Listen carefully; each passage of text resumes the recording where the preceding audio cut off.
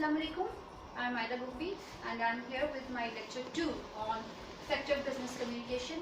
इससे पिछले लेक्चर में अभी तक जो हमने डिस्कस किया था उसकी समरी हमने कम्युनिकेशन फॉर बिजनेस बाय स्टर्डर्ड टेलर की बुक को as a reference book use किया है और हमने उसमें से इफेक्टिव बिजनेस कम्युनिकेशन की जो पॉइंट डिस्कस किए थे उसमें हमने उसके बेनिफिट्स को, उसकी टुडेज वर्क प्लेस में इम्पोर्टेंस एंड उसके मेथड्स एंड फैक्टर्स को अभी तक डिस्कस किया along with the communication cycle.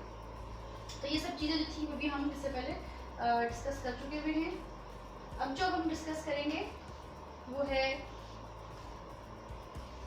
Flow of communication. हमने पिछले लेक्चर में बात की थी कि कम्युनिकेशन बिजनेस के एनवायरनमेंट में जाके दो एंगल में होती है। एक होता है आपका इंटरनल कम्युनिकेशन और दूसरा आपका होता है एक्सटर्नल कम्युनिकेशन। तो इंटरनल कम्युनिकेशन में वो कम्युनिकेशन जो आप just inside the organisation only with the employees करते हैं वो आपकी कहलाती है इंटरनल कम्युनिकेशन। और वो कितने एंगल्स में होती है वो हमारे पास उसके मेजर 3 एंगल्स हैं, vertical communication, horizontal communication and diagonal communication. ये कैसे होता है? वर्टिकल का वर्ड है ये स्ट्रेट लाइन ऐसे, तो इसका मतलब ये कि ये कम्युनिकेशन अपसाइड भी हो सकती है और ये डाउनवर्ड भी हो सकती है। जैसे कि बॉस ने कुछ सेट ऑफ इंस्ट्रक्शंस दिया अपने मैनेजर्स को, मैनेजर्स ने दिया अपने सबऑर्डिनेट्स को, उन्होंने अपने से जूनियर को, और इस तरीके से एक फ्लो ऑफ इंस्ट्रक्शंस जो है वो ऊपर से लेकर नीचे तक गया।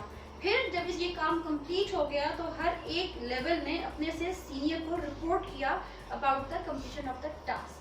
Got it? So this is how नीचे से ऊपर और ऊपर से नीचे कम्युनिकेशन फ्लो होती रही। बास औकात डायरेक्ट टॉप लेवल से बॉटम लेवल की तरफ भी कम्युनिकेशन हो जाती है। तो वो तमाम कम्युनिकेशंस जिनमें top level management bottom level management तक अपना मैसेज जो कन्वे करती हैं या किसी भी एंगल में ये स्ट्रेट लाइन में मूव करती है ऊपर से नीचे या नीचे से ऊपर, तो ये कहलाती है आपकी वर्टिकल कम्युनिकेशन। दूसरे नंबर हमारे पास है जी हॉरिजॉन्टल कम्युनिकेशन। ये क्या है? ये स्ट्रेट लाइन जो है this is horizontal communication.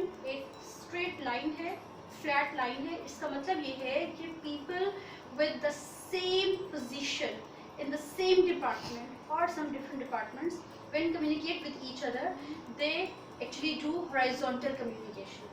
And what is this horizontal communication? For example, all managers finance के हैं, marketing के हैं, HR के हैं, ये बैठते हैं और किसी further task के लिए आपस में एक plan डिस्कस करते हैं, तो उनकी जो मीटिंग होगी वो horizontal communication की कैटेगरी में आएगी। तीसरी हमारे पास टाइप है diagonal communication. This is tilted, टेढ़ी है, ना ये बिल्कुल सीधी है ना ये बिल्कुल फ्लैट है, ये टिल्टेड है।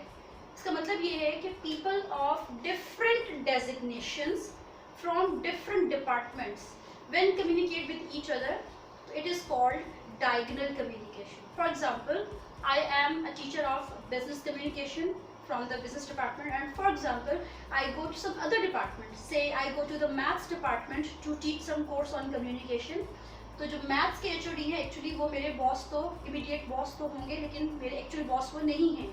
मेरे एक्चुअल बॉस तो यहाँ पर मेरे अपने डिपार्टमेंट के हेड होंगे, but I am going to that department and for the results of my students I am answerable to him, to the HOD of the maths department. तो ये डायगोनल कम्युनिकेशन होगी from the HOD of maths department to the teacher of business department. So ये diagonal line जो है ये बन गई है।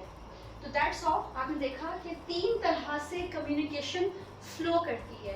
इन 3 के अलावा चौथा कोई patent method manner flow of communication exist नहीं करता, but yet there is another manner with which communication flows. It's the most dangerous thing and कोई भी ऑर्गेनाइजेशन उसको 100% तक कंट्रोल नहीं कर सकती। What's that? That's the grapevine. Grapevine क्या होती है? रूमर्स, ऐसी बातों को डिस्कस करना अपनी वर्क प्लेस पर जो वर्क प्लेस से रेलेवेंट हो मगर उनका कोई ऑथेंटिक सोर्स ऑफ इंफॉर्मेशन ना हो। हमने सुना है कि 10 से जो बातें स्टार्ट होती हैं मोस्टली उनका कोई सर पैर नहीं होता और वो रूमर्स होती हैं। किसी भी कंपनी को गुडविल को जो चीज़ सबसे ज़्यादा नुकसान पहुंचाती है वो हमेशा ग्रेप वाइन होती है। तो इसको अवॉइड करना सबसे ज़्यादा ज़रूरी है।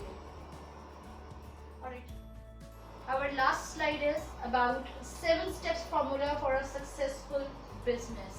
ये वो 7 सीढ़ियाँ हैं जो कि आपको सक्सेसफुल बिजनेस की पीक पर लेकर जाएंगे। What what's the first step? What and why? The most strong step. It's all about your brain.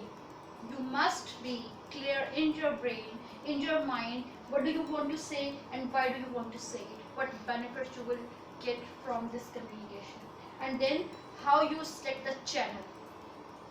Channel section पर हम पहले बात कर चुके हैं क्या क्या फैक्टर्स होते हैं जिनके थ्रू आप अपने चैनल को सिलेक्ट करते हैं किन सर्कमस्टांसेस के अंदर, and then select the inputting techniques. ये एक्चुअली शॉर्टली हमने एक समरी बता दी है अब तक के सारे चैप्टर की. And then consider the barriers. Yes, a very important factor. आपको अपनी कम्युनिकेशन को प्लान करते हुए ये फैक्टर अपने जहन में रखना है कि क्या क्या ऐसे बैरियर्स हो सकते हैं जो कि आपकी कम्युनिकेशन को फेल कर सकते हैं. For example, time is a barrier, environment is a barrier, culture is sometimes a barrier, non-verbal signs are sometimes barrier.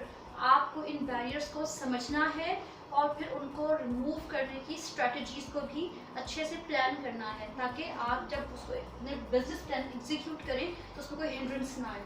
And then you send the message. After sending the message you check for the understanding for the other person.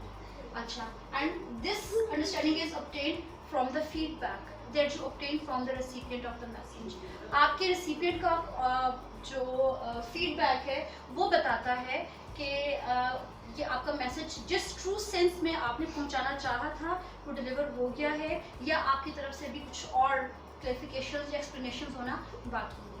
So that was all about effective business communication. If you have any further queries, please do not hesitate to comment in the comment section and ask your questions. Thank you very much.